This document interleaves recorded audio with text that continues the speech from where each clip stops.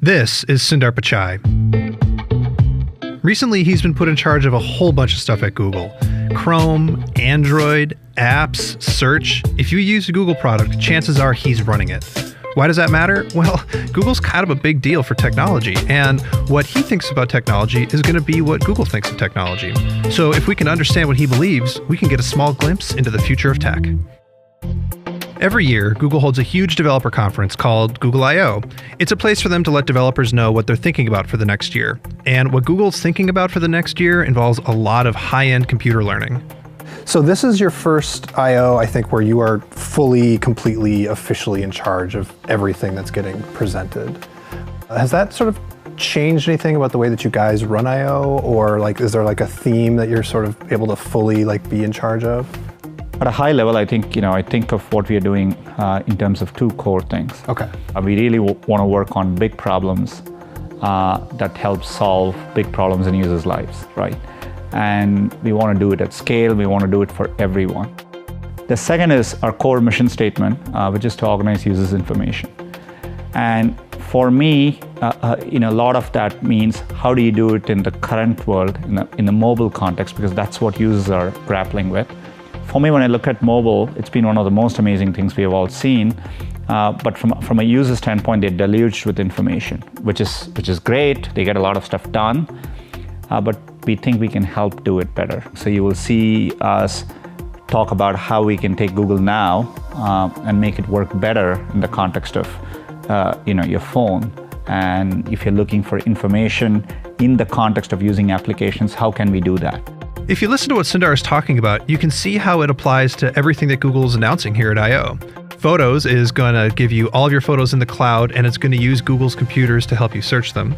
Android M has this crazy new feature called Now on Tap that can search inside apps and give you suggestions for what you want to do. And even Cardboard is using Google servers to stitch together 360-degree 3D virtual reality video. They're all examples of Google's advancements in machine learning. It gives everyone the power of Google's supercomputers right on their phone. Supercomputers for you or me is great and all, but Google's next step is to bring them to people that haven't had computers at all. So I've been talking to a bunch of people over the past couple of weeks, and a phrase I'm hearing over and over again is, the next billion. There's a billion people using Android. How do we get the next billion? And it seems like you guys are doing a lot. But what do you think is the most effective? Where are you going to have the most gains? The anti-PC industry reached about 1.7 billion people. We are truly dealing with the first computing platform which is going to touch people at scale. Mm-hmm. At a core, we want to build products for everyone. And so at a basic level, at a foundational level, both providing computing and making it accessible, which is why we are interested in Android One, we are interested in affordable Chromebooks, and to thinking about connectivity over time, which is why we are doing things like Project Loon. Project Loon is probably the most obvious example of how Google is trying to reach the next billion. It's floating giant weather balloons over remote regions of the world to provide internet access. And it's this kind of crazy stuff that I find really interesting about Google as a company. It's shown interest in AI, robotics, and even curing death.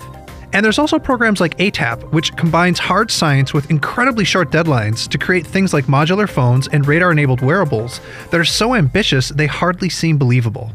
It seems like a lot of this stuff is really cool and interesting, but it's hard for me to see a path for it to be anything more than a cool experiment.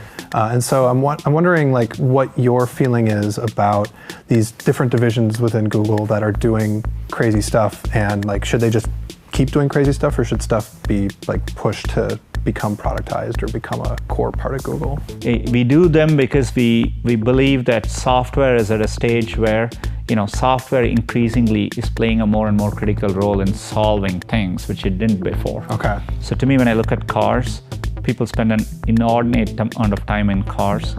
These are resources which are very poorly utilized. Right now, as we speak, you can look outside and you can see all the cars which are parked. Right, the cars we rented to get here is just sitting in the parking lot. That's right, so they get used less than 10%. So we see these problems and we see, okay, can we solve it at scale? And does computing play a part in it, software and computer science? And while the effort may seem ambitious or crazy, we take a very disciplined approach inside, right? So those are thought through like businesses which we are building. And it's just that we are willing to take a long-term view, but we run them in a very disciplined way. Our research can be longer term, and we do that precisely in research.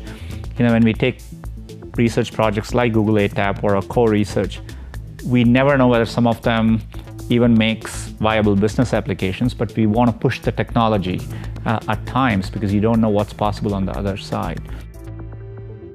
Okay, I'll admit that it's totally a cliche to say that Google is trying to give everybody a supercomputer in their pocket.